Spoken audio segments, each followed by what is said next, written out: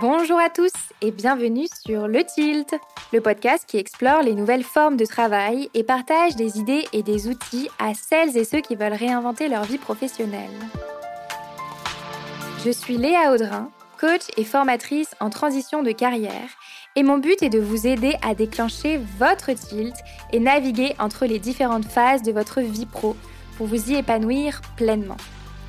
Un tilt, c'est une prise de conscience, un déclic grâce auquel un nouveau monde des possibles professionnels s'ouvre. Je vous partage des épisodes solo ou des interviews, au sein desquels je décortique des sujets autour de 3 thématiques clés: la transition professionnelle, la carrière et le futur du travail.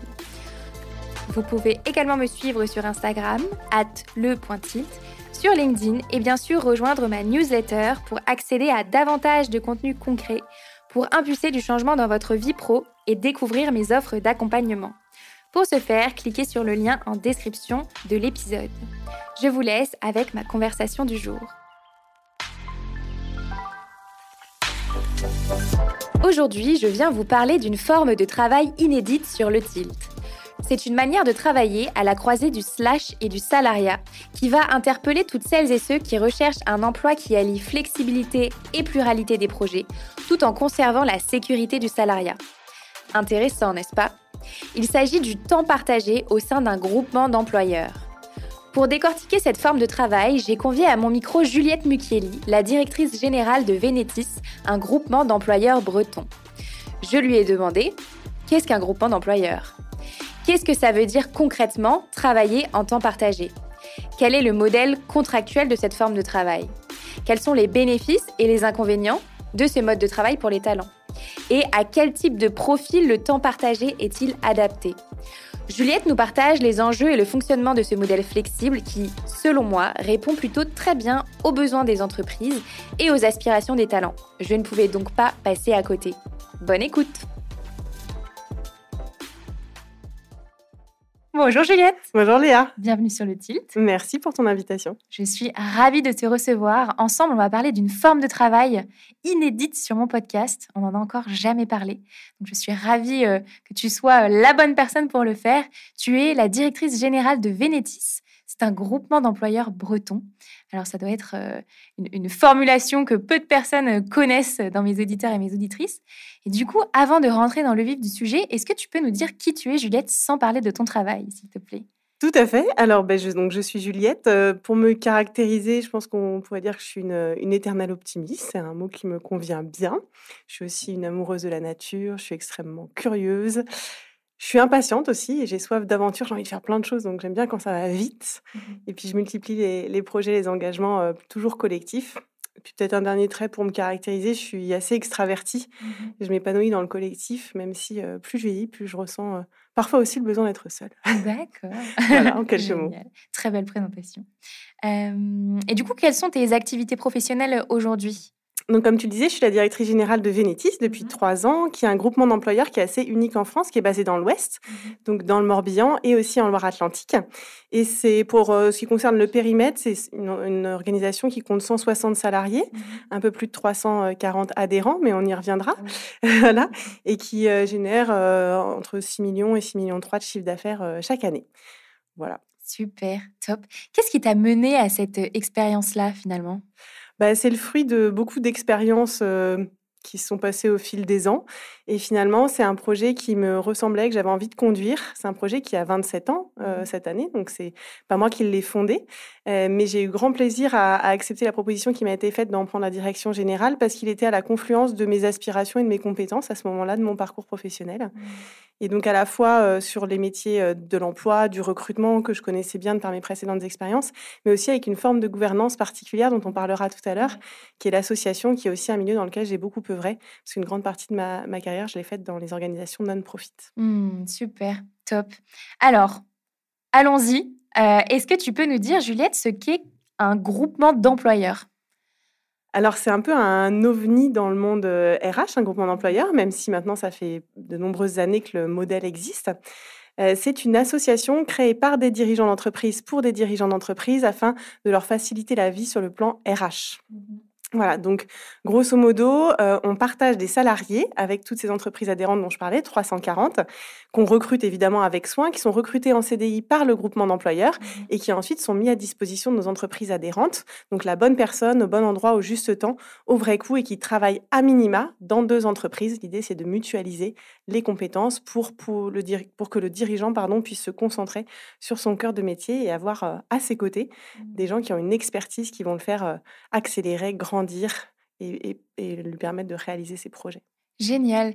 Donc en fait, du côté des entreprises, ça permet d'avoir, un modèle RH peut-être plus flexible sur certains métiers et du côté des talents, ça permet aussi de pouvoir, diversifier finalement, les personnes pour qui on travaille. Tout à C'est fait, ça? c'est exactement ça. Et puis au fil du temps, en fait, le groupement, d'employeurs que j'ai le plaisir de diriger, il s'est diversifié et donc Mmh. aujourd'hui, au-delà de ces missions en temps partagé qui restent son cœur d'activité, on mutualise d'autres choses entre dirigeants sur le plan RH et notamment Mmh.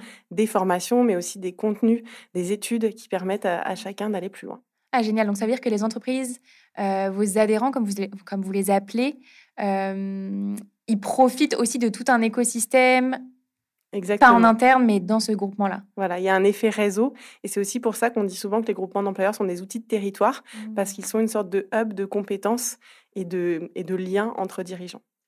Alors justement, on parle de territoire. Pourquoi cette implantation, sur le territoire et pourquoi vous, vous êtes, implantés en Bretagne? Oui. Alors, en fait, des groupements d'employeurs, à l'origine, le modèle, il est né chez les agriculteurs. Souvent, ils sont très innovants et ils font parfois peu savoir ce qu'ils font, mais en fait, ils créent des structures extrêmement innovantes. C'est le cas des groupements d'employeurs qui a été inventé dans ce secteur-là. Et en fait, en 97, il y a 2 dirigeants d'entreprise un peu pionniers, on va dire ça comme ça, Mmh. parce qu'à l'époque, c'était carrément, inédit, qui ont décidé, de prendre ce statut-là pour résoudre une problématique qu'ils avaient sur le territoire. C'était 2 dirigeants d'industrie à Vannes et ils se sont dit: «Finalement, on a les mêmes problématiques, c'est-à-dire qu'on a du mal à recruter et à fidéliser, de la main-d'œuvre dans nos entreprises et de la même manière et en face, pardon, on ne peut pas proposer, de contrats sécurisants pour les salariés qu'on accueille. Donc on va créer quelque chose où en fait, l'été, ils viendront travailler chez moi, l'hiver, ils travailleront chez toi», parce qu'il y avait une grande saisonnalité, Mmh. à ce moment-là et on va les recruter sous forme de CDI via une association, un groupement d'employeurs.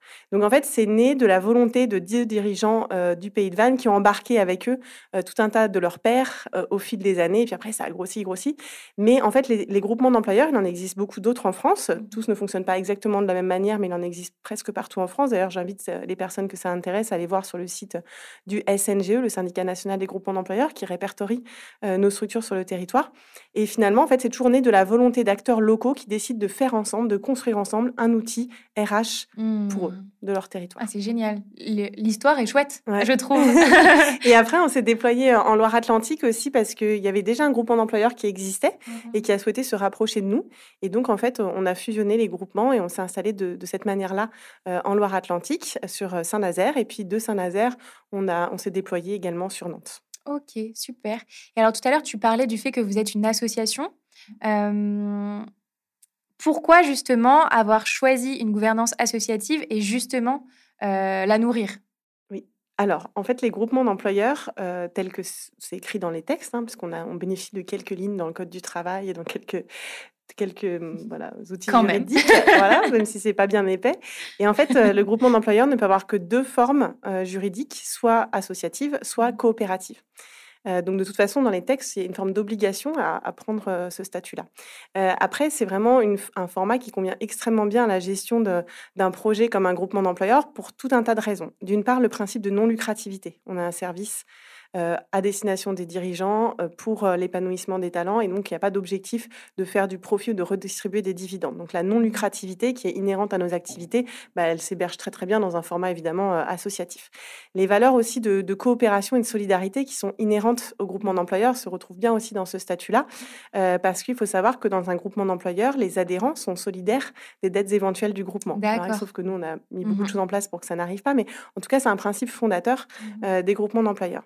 Ensuite, il y a une gouvernance démocratique. Comme je disais au démarrage, c'est un outil créé par les dirigeants pour les dirigeants. Mmh. Donc il y a une prise de décision collective.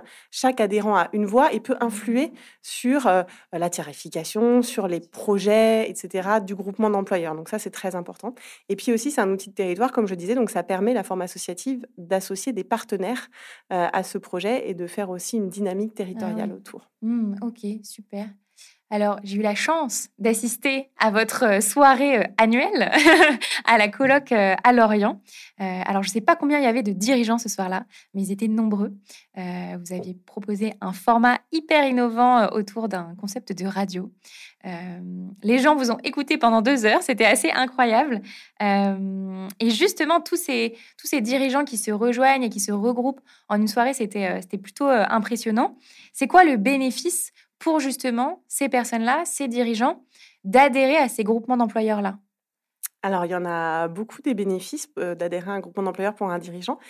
Déjà, c'est bénéficier d'une compétence qui est ultra qualifiée à temps partiel. Donc nous, on la recrute, cette compétence, en fonction de leurs besoins. Et bien sûr, le fait qu'on puisse la mailler, parce que dans notre jargon, on appelle ça mailler, le fait de trouver des morceaux de travail complémentaires pour nos salariés, du coup, ça permet que les salariés s'engagent dans le long terme, à temps partiel chez eux, mais en fait à temps plein ou à temps choisi chez nous. Ça offre évidemment une flexibilité sans équivalent dans le monde du travail, parce que le lien qui unit nos adhérents à Vénétis, c'est un contrat de prestation de service avec la possibilité de sortir sous 3 mois. Et nous, on s'engage évidemment à trouver le temps qui va manquer aux salariés. Donc en fait, la personne reste en CDI alors que l'adhérent ne peut plus forcément accueillir cette ressource. Donc une flexibilité qui est précieuse dans un monde assez incertain, dans cette permacrise comme certains l'appellent, qui font que Oh, systématiquement c'est la crise c'est permanente vrai. pour nos adhérents. Voilà. Permacrise, j'aime bien, je Voilà. note. C'est un terme du lab RH pour rendre à D'accord. César ce qui appartient à César. Et après, c'est aussi une économie de moyens, c'est-à-dire qu'on partage des coûts. Il y a des dirigeants qui n'auraient pas pu se payer à plein temps, par exemple, une ressource DRH, mais qui, par l'intermédiaire d'un groupement d'employeurs, vont pouvoir bénéficier d'une compétence assez pointue, 2 jours par semaine, et la mutualiser avec un autre adhérent. C'est aussi une question d'efficience parce que beaucoup de nos adhérents nous disent finalement un salarié en temps partagé, il est super efficient. Alors pourquoi? D'une part, parce que comme il a qu'1 ou 2 jours par semaine, forcément, il va avoir à cœur de faire tout ce qu'il a à faire pour que tout puisse continuer à tourner quand il n'est pas là. Mais c'est aussi qu'en fait, il est dans d'autres univers à côté, donc il se nourrit et il y a des synergies qui s'opèrent entre ses adhérents. Et donc, voilà, il a ce regard, il crée des passerelles, des ponts entre différents univers et donc il est particulièrement efficace. Évidemment, un dirigeant d'entreprise, il fait appel aussi à son groupement d'employeurs parce qu'il ne veut pas s'occuper de l'administratif RH, notamment pour les toutes petites TPE. Bah, nous, on s'occupe de toute la partie contractuelle, de toute la partie Hmm. rémunération, etc., de toute la Ouais, partie c'est une charge en moins. employeur. Ouais. Donc ça, c'est une Hmm. charge en moins. Il y a l'effet réseau dont on parlait tout Mhm. à l'heure et la solidarité entre membres qui joue à plein dans un groupement. Et puis, bah, au-delà de ça, ce que je te disais tout à l'heure, on a un partenaire RH externalisé, c'est-à-dire qu'on est là aussi en conseil, même quand on ne va pas forcément travailler en temps partagé ensemble. On est là sur la formation mutualisée, propose des formats un peu différents pour réfléchir au futur du travail pour nos dirigeants des territoires. Donc voilà, c'est un peu tout ça qu'ils viennent chercher. Après, chacun met le focus sur un sujet plus que sur un autre. Je disais tout à l'heure, les TPE, la partie administrative va être assez prégnante pour elles, alors qu'une boîte plus structurée va vraiment venir chercher la flexibilité, la compétence ultra qualifiée. Ça Mhm. dépend aussi du moment de vie de Ouais. l'entreprise.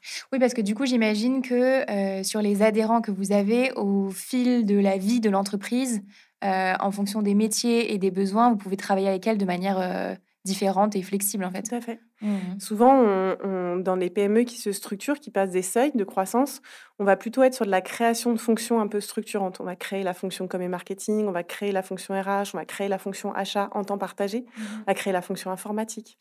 Alors que dans des boîtes qui sont plus grosses, parce qu'on travaille aussi avec des ETI et des grands groupes, on va venir renforcer un service avec une expertise complémentaire ou alors apporter une compétence supplémentaire en capacitaire parce qu'un service est structurellement, on va dire, en surcharge de travail.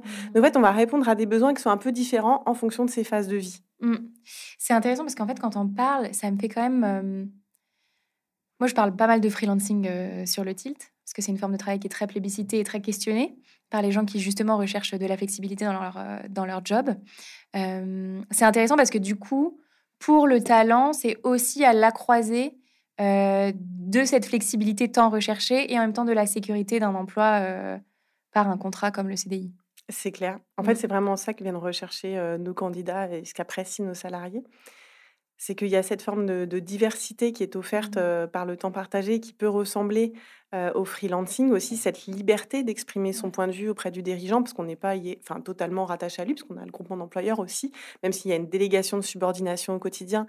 Bah, Mhm. finalement, si ça se passe mal, si il n'a pas apprécié ce qu'on a dit, etc., bah, on dit bah, moi, Ouais. je voudrais peut-être aller dans une autre entreprise, etc. Donc, il y a cette facette-là qui ressemble un petit peu à l'entrepreneuriat. Ouais. Aussi, le côté création de postes, on va sur des nouveaux sujets, on est beaucoup en mode projet, etc.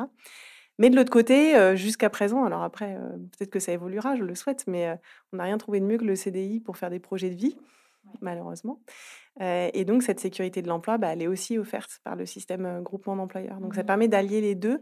Et souvent on dit qu'on accompagne beaucoup des intrapreneurs, c'est-à-dire souvent des salariés qui ont ça en eux d'être en capacité comme ça de Mmh. co-créer finalement leur Ouais. job. Ouais, c'est hyper intéressant. Je trouve que c'est en fait, c'est à la croisée de beaucoup de besoins et finalement d'innovation dans la manière de travailler, tout en gardant le côté plus classique, sécurisant, quoi. C'est Ouais, un peu et puis ça. il y a un autre truc aussi qui est Ouais. très différent de l'entrepreneuriat, c'est que, quand on est entrepreneur, on a une dimension commerciale assez importante et finalement, nous, on est les agents des salariés Vénétis. Donc en fait, c'est pas eux, même si on co-cherche ensemble, donc on les inclut dans la recherche de leurs nouveaux adhérents et cetera. Néanmoins, c'est nous qui avons la responsabilité de leur trouver des projets qui vont leur correspondre. Donc cette partie «commerciale» entre guillemets, elle est pas à faire quand on est Mmh. en temps partagé. Et c'est quoi la différence avec, le portage salarial? Ouais. Le portage salarial, c'est pareil, la dimension commerciale, même s'il y a un effet réseau dans le portage, elle est quand même à charge, du salarié, enfin du salarié porté. Et puis il y a autre chose, c'est que nous, quand on s'engage sur un temps choisi. Donc, par exemple, le salarié nous dit, «Moi, je souhaite, travailler 4 jours par semaine ou 35 heures sur 4 jours ou 5 jours par semaine ou 3 jours par semaine». Et nous, on va se mettre en marche pour lui apporter sur le long terme, 4 jours, 5 jours, enfin ce qu'il choisit. C'est-à-dire que c'est très différent du portage où finalement c'est en fonction des projets. Il y a peut-être des semaines où on va travailler 2 jours, des mois où on va travailler 5 jours 5, puis d'autres où on n'aura quasiment rien. Et finalement, comme on est rémunéré certes avec une fiche de salaire, donc avec un certain nombre d'avantages, mais au regard de ce qu'on a fait, on peut avoir une variabilité de salaire qui est importante, que dans le partagé, il n'y a pas du tout de variabilité. Tous les mois, on a le même salaire. Ouais. Et du coup, ça, c'est quelque chose que je voulais te demander. Est-ce que dans justement ce temps choisi, comme tu l'appelles, on a possibilité en tant que collaborateur Vénétis de cumuler les modes de travail? Donc, par exemple, je travaille chez vous les 2 tiers de mon temps et puis le tiers restant, je suis freelance avec un statut auto-entrepreneur ou quelque chose, un mode de travail plus entrepreneurial ailleurs. Est-ce que c'est possible ou pas? C'est tout à fait possible avec quelques garde-fous pour que le système continue de fonctionner. Nous, ce sur quoi on est bon, c'est pour qu'il n'y ait pas de multi-activité. On sait que la multi-activité salariale, elle est souvent au détriment du salarié qui, en plus de devoir faire toutes les démarches, etc., se retrouve souvent, quand il perd une des entreprises, dans une difficulté importante. Donc, nous, on ne fait pas de multisalariat. Donc, si la personne a par ailleurs un autre employeur, elle ne va pas travailler chez Vénétis. Par contre, on est l'employeur unique salarié de la personne. En revanche, quand il y a une activité d'entrepreneuriat, entrepreneuriale, pardon, à côté, ça, c'est tout à fait possible, sous réserve qu'elle ne vienne pas faire Bien concurrence sûr. à son activité de salarié. Donc, par exemple, et je pense que tu auras l'occasion peut-être d'interviewer Hélène qui viendra témoigner. Hélène, elle a une activité entrepreneuriale à côté. Elle est photographe en freelance. Et chez Vénétis, elle a démarré en tant que QSE, donc en qualité, sécurité, environnement dans l'industrie. Et puis, elle a une reconversion interne à Vénétis. Maintenant, elle est communicante. Donc, elle a démarré QSE avec son activité de photographe et maintenant, elle est en com et marketing chez nos adhérents et elle a son activité de photographe à côté. Donc, c'est possible, sous réserve effectivement que les 2 activités ne se fassent pas concurrence. Génial, ça m'intéresse à fond, ce cumul des modes de travail. Donc, je serais ravie de pouvoir échanger avec Hélène. Est-ce que tu peux nous redire peut-être de manière contractuelle comment ça fonctionne entre le collaborateur, vous, Vénétis, le groupement d'employeurs, et l'adhérent, donc l'entreprise dans laquelle le collaborateur va travailler? Comment est-ce que on deal ces contrats-là? Qui signe où? Comment ça se passe? Ouais. Alors, avec le salarié, on a un contrat de travail, tout ce qu'il y a de plus classique, si ce n'est qu'au tout démarrage, alors il y a 2 cas de figure. Soit on a le temps complet, c'est-à-dire qu'on a plusieurs morceaux de temps de travail sur la même compétence et on recrute quelqu'un qui va faire l'ensemble du job. Et dans ce cas, on recrute tout de suite sur un temps qui est défini, 4 jours, 5 jours, etc. Soit on va faire ce qu'on appelle un démarrage en temps partiel progressif. Donc, c'est-à-dire qu'on s'engage mutuellement à, au bout de 2-3 mois max, trouver le complément pour faire le temps de travail choisi. Mais en tout état de cause, on signe que des CDI chez Vénétis. Quelques exceptions près sur du remplacement de congé maternité, mais c'est vraiment extrêmement rare. Donc, c'est un CDI qui est signé sur le temps décidé avec les missions qui sont confiées dans les besoins qu'on a. Mhm. Ça, c'est pour la façon de contractualiser avec nos salariés, sachant que ça offre une flexibilité aussi côté salarié, parce qu'on peut très bien signer avec Vénétis au démarrage, n'importe quoi, 3 jours par semaine, parce qu'on a un projet de vie, d'autoconstruction familiale Mhm. quelconque. Et puis 2 mois après ou 1 an après, dire bah, finalement, je vais repasser à temps plein parce que ça y est, j'ai fini mon projet, donc je repasse à temps plein. Et donc, on peut changer le contrat dans un sens, dans un autre, de façon assez simple et fluide. Mhm. Voilà.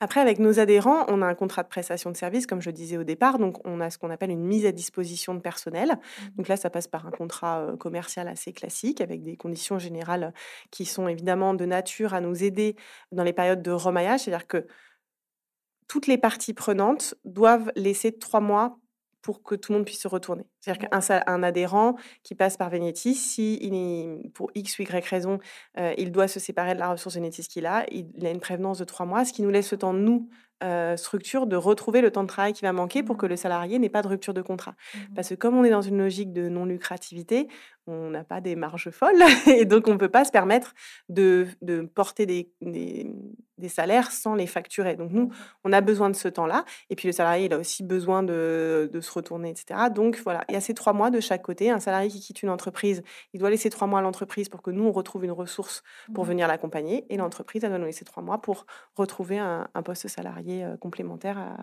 au salarié. Ok, super. Et du coup, toi, en tant que directrice générale de Vénétis, tu dirais que c'est quoi les bénéfices pour les collaborateurs, justement?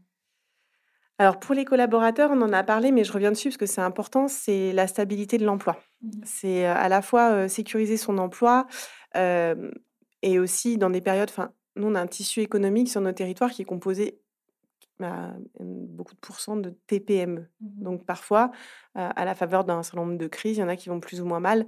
Et donc en fait, le fait qu'on soit 340 entreprises de plein de secteurs d'activité différents, de plein de tailles différentes, même s'il y en a qui vont moins bien, on va toujours être en capacité de maintenir le contrat de travail et de repositionner la personne dans une entreprise d'un secteur qui va mieux.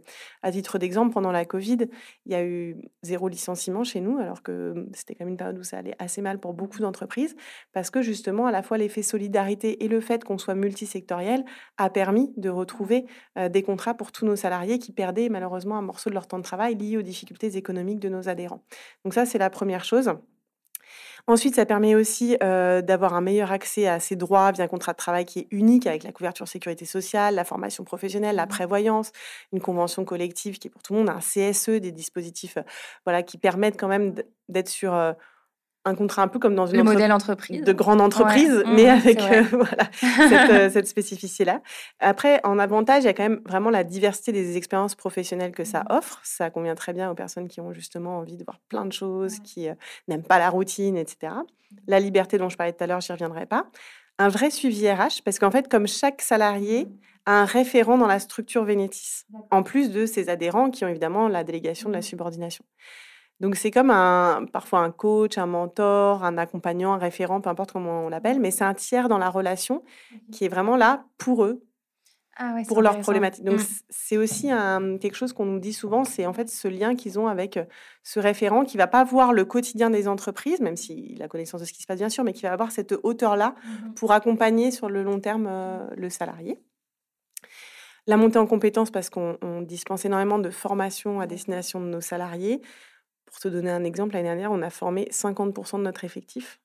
Donc, c'est très important. Et vous les formez sur les métiers sur lesquels ils travaillent déjà? Est-ce que vous les formez sur les besoins des adhérents? Comment ça se décide en fait une formation pour un collaborateur? Les deux, mon capitaine. Déjà, on est très, très attentif aux besoins de nos adhérents pour qu'ils aient toujours des salariés hyper opérationnels et efficaces sur les sujets qui sont les leurs. Et par ailleurs, nous, en tant qu'employeurs, on a une vision aussi pour la formation de nos salariés. Donc, ça fait plusieurs années là qu'on déploie des programmes qu'on appelle intra, donc qui concernent des groupes composés de salariés mis à disposition en temps partagé. Et on travaille sur 2 plans, c'est-à-dire le plan métier, avec cette idée que aujourd'hui, une compétence qu'on appelle hard dans le jargon, elle a une durée de vie qui est de plus en plus réduite. Je pense et forcément, il y a toujours besoin de mettre à jour ses compétences métiers. Donc là, on a des gros programmes de formation sur ces compétences métiers, aussi avec les évolutions réglementaires et sociétales. Enfin, par exemple, on considère nous, que ne pas former nos contrôleurs de gestion, nos responsables administratifs et financiers ou nos comptables à la comptabilité extra-financière, avec tout ce qui arrive sur les CSRD, etc., bah, ça veut dire que demain, ils ne seront plus employables. Donc, nous, on a une responsabilité en tant qu'employeur de les faire monter en compétence sur ces sujets-là. Donc, à la fois des sujets d'expertise métier, des sujets de prospective métier. Il va falloir quoi demain à un communicant pour continuer à être efficace dans son métier avec l'arrivée de l'IA? Il faut qu'on le forme à quoi? C'est des questions qu'on se pose évidemment de façon très importante. Et aussi des questions toujours sur les métiers. Mais par exemple, on sait que la cybersécurité est un sujet aujourd'hui énorme parce qu'avec la surface d'exposition qui augmente, la numérisation de tous les sujets, si nos salariés ne sont pas formés à la cybersécurité, s'ils ne sont pas un rempart chez nos adhérents, ce sera problématique. Donc là, on engage un très gros programme de formation à la cyber de tous nos salariés, quel que soit leur métier. Voilà, donc ça, c'est la réflexion plutôt métier, prospective, en plus des besoins précis de nos adhérents. Et après, il y a un deuxième volet qui est vraiment un volet qui nous tient beaucoup à cœur, qui est le volet des compétences comportementales. Soft skills. Les soft skills. On en reparlera peut-être tout à l'heure, mais en fait, déjà pour s'épanouir en temps partagé, il faut déjà disposer d'un certain nombre de compétences comportementales importantes. Et nous, on a aussi envie de les faire grandir, ces compétences comportementales. Donc, même s'ils ont déjà, nos candidats et salariés qui nous rejoignent, des prédispositions sur un certain nombre de sujets, il faut que nous, on soit en capacité de leur proposer des modules qui leur permettent systématiquement de devenir meilleurs. Donc, c'est aussi sur ces sujets-là qu'on intervient avec des modules qu'on voit dans peu de boîtes. On a des formations à l'adaptabilité, on a des formations à la curiosité, Ah, j'adore. on a des Génial. formations évidemment à tout ce qui est prise de parole en public, on a des formations sur l'organisation, parce qu'évidemment, en temps partagé, c'est un sujet. On a des formations sur tout un tas de sujets comme ça qui sont vraiment de l'ordre de la compétence comportementale. Super. Alors justement, tant qu'on est dans le sujet, est-ce que tu peux nous dire quelles sont les qualités requises, les compétences comportementales plébiscitées pour un collaborateur en temps partagé? Donc, il ne faut pas aimer la routine, parce que sinon, ça ne le fait pas du tout. Si on veut retrouver son poste de travail, ses petits trucs, etc., c'est compliqué. Donc, il faut avoir cette appétence-là quand même pour ce qui bouge, pour le changement, etc. Il faut être particulièrement bien organisé, parce que on passe d'une entreprise à une autre. Alors, le minimum d'entreprises pour travailler chez nous, c'est 2, mais on a des collaborateurs qui ont jusque 5 entreprises. Donc, quand on change tous les jours d'entreprise, faut avoir la tête Faut être bien structurée, câblé. quoi. Ouais. Voilà, hein. Bien pas branché oublier au un bon truc. endroit. Pas partir dans le mauvais sens le matin et tout Ouais. ça, quoi. Donc, l'organisation, C'est vrai. c'est clé. C'est vrai. Le matin, quand on met le Alors, GPS. c'est rare qu'il y ait 5 entreprises, c'est vraiment sur des postes très particuliers.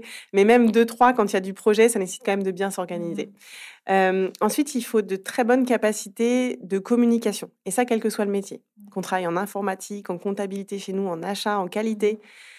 Il faut être un très bon communicant et avoir la capacité de se mettre à la place de toutes les parties et de pouvoir parler et organiser tous les sujets qu'il peut y avoir autour du temps partagé avec ses 2 ou 3 adhérents, plus Vénétis, plus soi. Parce qu'en fait, dans l'équation, il y a quand même parfois 5, 6 parties prenantes. Donc, il faut que la personne soit une excellente communicante.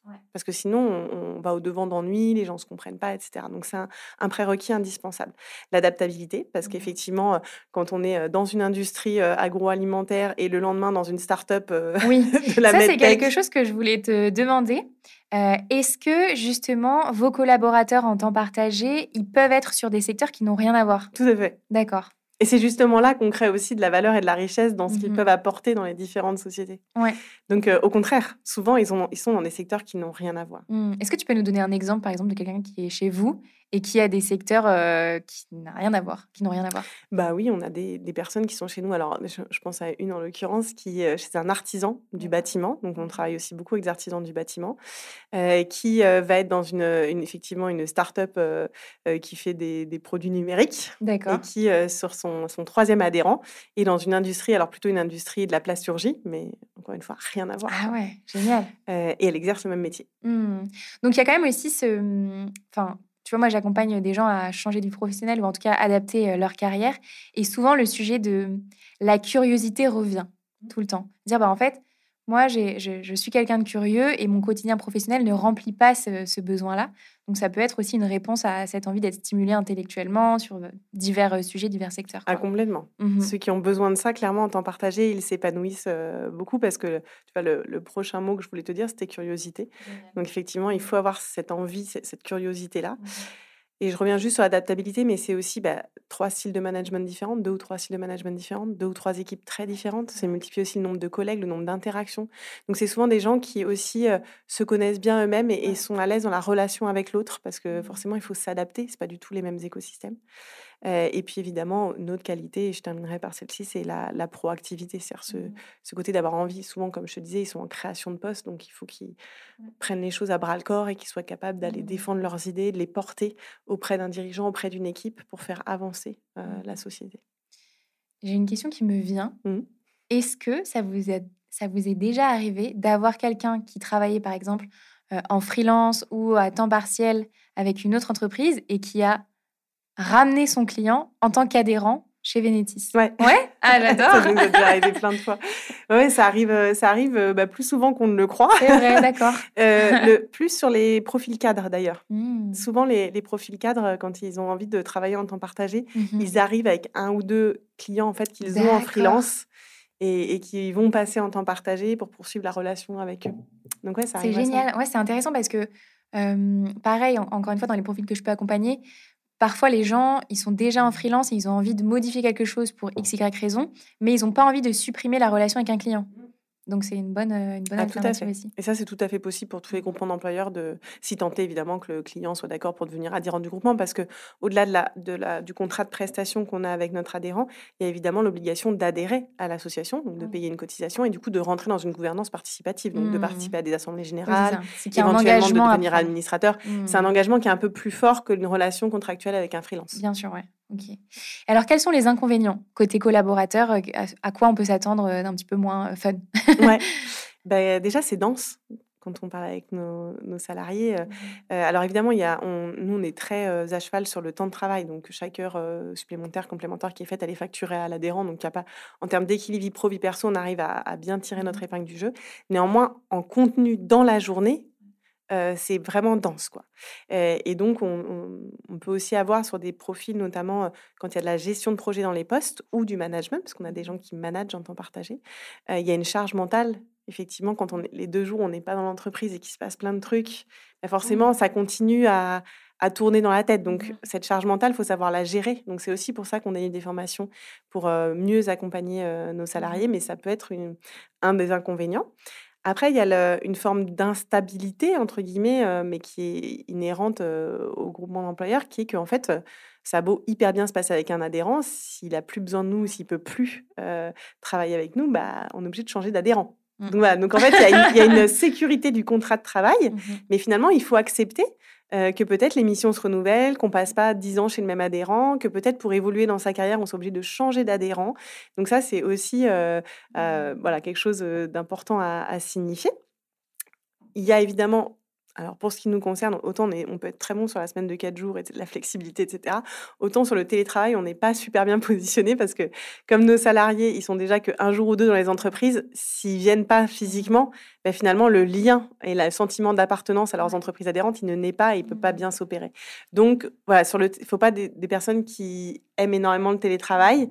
Après, nous, on travaille beaucoup à la proximité entre le lieu d'habitation et l'endroit où sont les entreprises pour que justement on soit vraiment dans un maillage très proche du territoire d'habitation. Oui. Mais le télétravail est rendu difficile de fait. Voilà. En fait, je trouve que ça fait sens aussi avec vos valeurs de base. Vous êtes ancrés sur le territoire. Donc, dans tous les cas, ça vient aussi avec les déplacements qui vont avec, quoi. C'est ça. Donc, c'est souvent sur site. Il y a peu de postes qu'on a en télétravail. Après, il y a une autre chose que m'avait dit d'ailleurs au tout démarrage où je suis arrivée, quand j'ai interviewé beaucoup de nos salariés, il se peut parfois qu'il y ait des conflits de loyauté entre Venetis et les adhérents. Alors ça, je ne l'avais pas forcément mesuré au départ, mais j'avais une comptable, par exemple. Alors, dans le métier de comptable, on doit être extrêmement, bien cloisonner les choses et très confidentiel. Et donc, elle savait des choses sur l'entreprise qu'elle ne pouvait évidemment pas dire à Venetis, tout en sachant que potentiellement, ça pouvait porter préjudice à Venetis parce que... Oui, parce que potentiellement, vous perdez le contrat. Voilà, ou que peut-être sa prestation, enfin le fait qu'elle soit mise à disposition ne pourrait pas être payée ce mois-ci, etc. Donc, ça peut générer une sorte de conflit de loyauté pour ceux qui sont sur ces postes-là, qu'il faut vraiment qu'on apprenne à maîtriser. Et on a fait des gros progrès là depuis quelques années sur ce sujet-là. Mais c'est important de l'entendre. Et évidemment, ce qui prime, c'est la confidentialité. Donc, évidemment, eux, ils sont mis à disposition d'un adhérent. Ils se doivent de respecter la confidentialité propre à cet adhérent. Après, nous, on se débrouille après derrière. Mais ça peut provoquer ça pour le salarié. Oui, oui. Voilà, donc ça, j'ai déjà entendu. Et puis évidemment, une communication qui parfois peut être complexe parce que quand on coopère, il faut faire des compromis. Et donc, il faut être en capacité parfois d'accepter, voilà, de faire un petit pas de côté pour que le système fonctionne. Ok, super. Et quels sont les retours que toi, tu entends en interne, justement, sur ce temps choisi, ce temps partagé? Le sentiment de liberté et en fait d'avoir un pouvoir d'agir. Le sentiment de pouvoir créer son job, en être maître en fait, et de pas subir. Si ça se passe mal, s'il y a un truc qui nous va pas, on a notre référent à qui on peut en parler, on peut décider de ce qu'on fait ensemble, on peut avoir un regard extérieur et donc on se sent, enfin en tout cas ce qui nous remonte assez souvent, c'est ce sentiment d'être maître de son destin professionnel. Et alors, comment, enfin, si on prend des chiffres peut-être, comment ça se mesure chez vous justement cette satisfaction sur ce mode de travail? Est-ce que vous avez un bon taux d'engagement des collaborateurs? Est-ce qu'ils restent longtemps chez vous? C'est quoi le taux de rétention des gens? Alors déjà, il y a plein d'indicateurs qu'on mesure parce qu'on fait des baromètres très régulièrement auprès de nos salariés. Pour ce qui est de ta question du taux d'engagement et des rétentions, en fait, je distinguerais plusieurs types de sentiments d'appartenance à Vénétis et au temps partagé chez nos salariés. Il y a les aficionados, c'est-à-dire ceux qui ont choisi ce mode-là de travail et qui l'exerceront jusqu'à la fin de leur carrière. Ils trouvent dans le temps partagé exactement ce qui leur convient. Ils adorent le fait de changer de boîte régulièrement, etc. Ils n'ont pas peur du changement. Voilà, donc, ils prennent, quoi. Ok, Et ouais, je sais que... ils vont all-in et ils adorent, Ouais, quoi. voilà. Ok. Et puis, tu m'auras jusqu'à ma retraite. Je dis, c'est génial. Donc ça, c'est top. Après, t'en as qui, entre guillemets, passent par le temps partagé un peu comme un booster de carrière, notamment les jeunes diplômés qui nous rejoignent. Souvent, on sait que ça va être des gens qui vont rester un peu moins longtemps, même si je ne fais pas de généralité, parce qu'il y en a qui sont des aficionados dès le plus jeune âge et qui restent très, très longtemps. Mais pour certains, ça va être aussi l'occasion d'exercer leur métier dans 3 écosystèmes complètement différents, de booster leurs compétences et du coup de pouvoir rapidement accéder à des postes à responsabilité ou à des postes d'expertise plus importants. Je te prends un exemple, un contrôleur de gestion qui sort d'école, qui va faire 2 jours dans une entreprise Indus sur le contrôle de G Indus, 2 jours dans une boîte de services sur du contrôle de G financier et qui va faire 2 jours dans... Enfin, il y a une troisième... Il ne travaille pas si je sors. Qui va faire sa 5e journée dans une autre boîte où il va faire du contrôle de G commercial. Au bout de 3-4 ans, on va lui proposer un poste de responsable administratif et financier ou de DAF, quoi, parce qu'il aura vu plein de choses, il aura été confronté à plein de trucs. Donc voilà, donc ça, c'est le côté un peu booster de carrière. Et après, on adresse aussi une catégorie de personnes qui sont discriminées sur le marché de l'emploi. Et qui, en fait, le temps partagé va être la remise du pied à l'étrier sur le marché de l'emploi. Je pense à des gens qui sont congés de longue maladie, par exemple, retour à l'emploi pas toujours évident. Je pense à des gens qui sont considérés comme seniors, alors comme on est senior de plus en plus tôt. Voilà, mais qui en fait vont être particulièrement, enfin plus discriminés en tout cas à l'embauche, etc. Comme nous, on est un tiers et que le dirigeant, il prend 0 risque, parce que finalement, si ça lui convient pas en 3 mois, il dénonce le contrat. Ouais. Donc en fait, c'est pas lui qui porte la responsabilité employeur, elle est mutualisée entre tous les adhérents. Donc finalement, il dit go, on teste. Et puis en général, ils sont super contents. Ah, génial. Donc ça nous permet de faire de l'inclusion aussi beaucoup plus facilement. Et donc, en fait, les personnes, en moyenne, elles restent 4 ans chez nous, avec des gens qui restent très, très longtemps et des gens qui restent beaucoup moins longtemps. Et je dirais qu'il n'y a pas de bon ou de mauvais profil pour nous. En fait, l'idée, c'est qu'ils donnent un maximum de valeur le temps qu'ils sont là, et que nous, on les accompagne suffisamment pour qu'on ait laissé une trace pour leur employabilité demain en formation. Voilà. Mais forcément...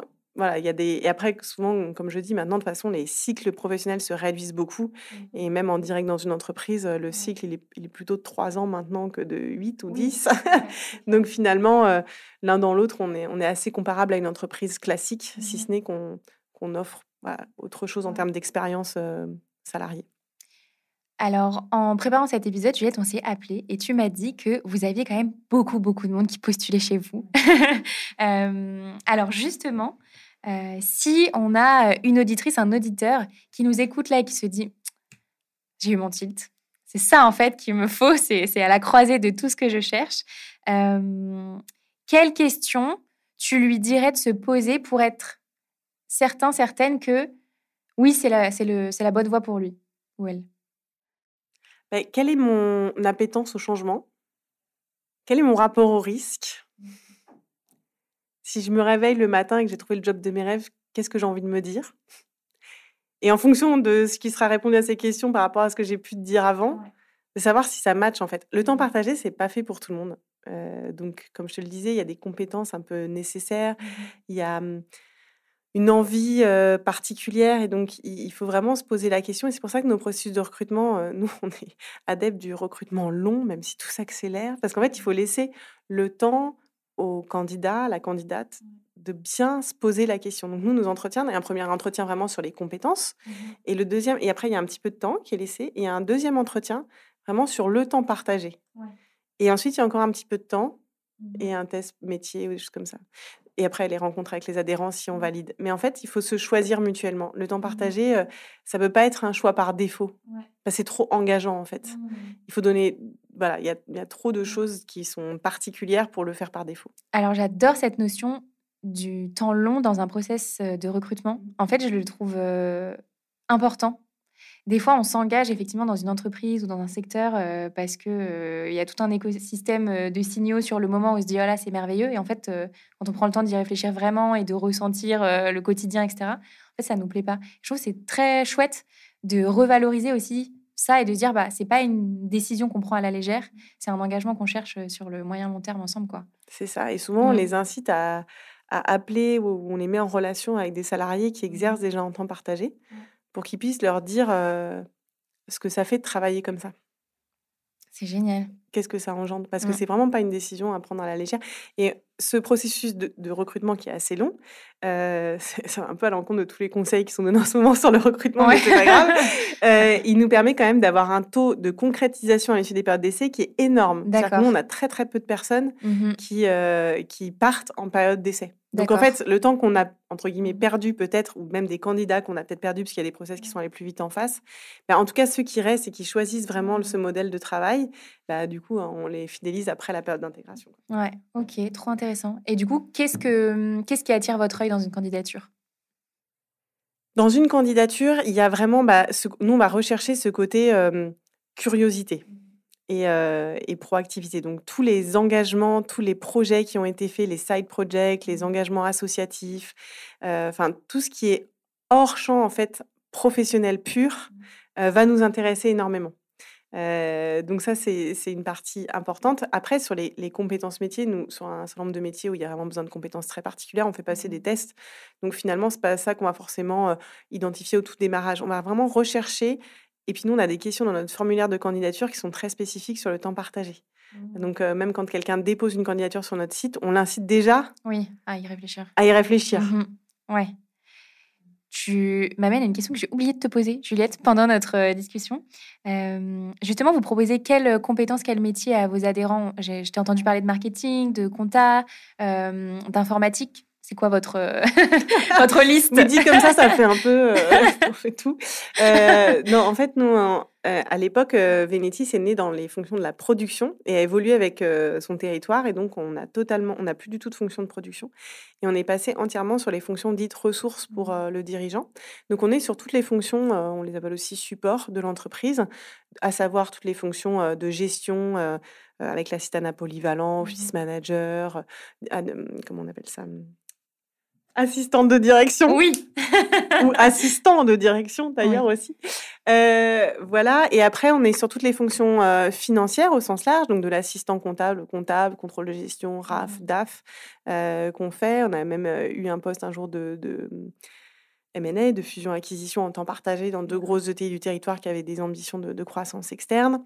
On fait évidemment tous les métiers de la communication et du marketing, donc à la fois le 360, chargé de communication 360, mais aussi des expertises, du copywriting, du SEO, des expertises métiers.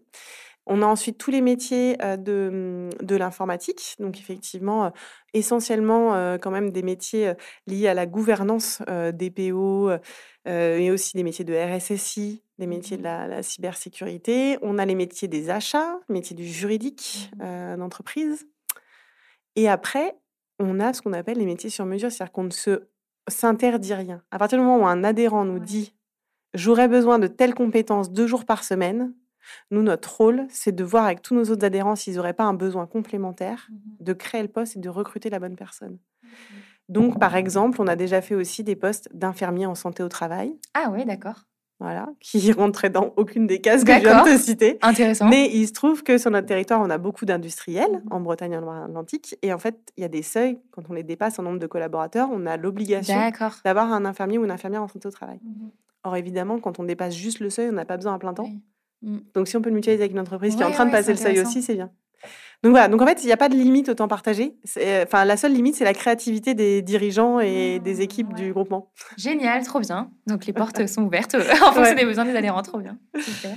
Génial. Et j'ai une dernière question pour toi, Juliette. J'ai oublié un truc. Oui, vas-y, dis-moi. Ouais. Tous les métiers de la RH, bien sûr. Bien sûr.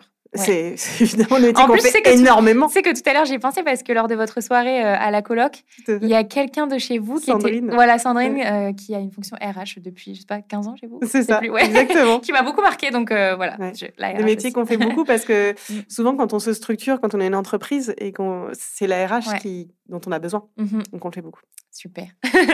Top, on le rajoute. Alors, ma dernière question, qui est ma question signature donc, que je pose à tous mes invités, c'est si tu pouvais constituer ton board de rêve dans lequel tu convierais 3 personnes, personnalités, entrepreneurs, qui te conseilleraient et te soutiendraient tout au long de ta carrière, qui est-ce que tu mettrais dedans ? Alors, je suis désolée, mais je vais te décevoir. J'ai déjà un board de rêve. Ah, mais génial. Ça m'arrive de temps en temps avec mes invités, donc super. En fait, du fait qu'on soit une association, j'ai 20 dirigeants d'entreprise et DRH qui sont membres de mon conseil d'administration et qui sont mon board de rêve parce qu'ils sont tous géniaux. Ils ont tous des aventures entrepreneuriales, une connaissance de l'entrepreneuriat, des compétences aussi, chacun différentes. Et donc, j'ai cette immense chance d'avoir un super board à mes côtés. Donc, il y a une petite triche parce qu'ils sont 20. Non, je rigole. Oui, c'est que chez nous, on est 3. Non, mais voilà, j'en voudrais aucun autre. Ils sont juste géniaux. Super, génial. On les garde. On les garde tous. Juliette, un grand merci. Je mettrai tous les liens pour découvrir Vénétis dans la description de ce podcast. Et je te dis à bientôt. Je te remercie. À très bientôt, Léa. Au revoir. Au revoir. Merci beaucoup d'avoir écouté cet épisode du Tilt avec Juliette Mucchielli. J'espère qu'il vous aura permis de découvrir ce modèle de travail qui allie flexibilité, pluralité des projets et sécurité de l'emploi. Et comme vous êtes encore là, à m'écouter, c'est certainement que cet épisode vous a plu. Si c'est le cas, vous pouvez noter l'épisode et le podcast sur Apple Podcasts et Spotify, mettre 5 étoiles et un commentaire sympathique. C'est le meilleur moyen de m'aider à faire rayonner le Tilt. Merci beaucoup et à bientôt.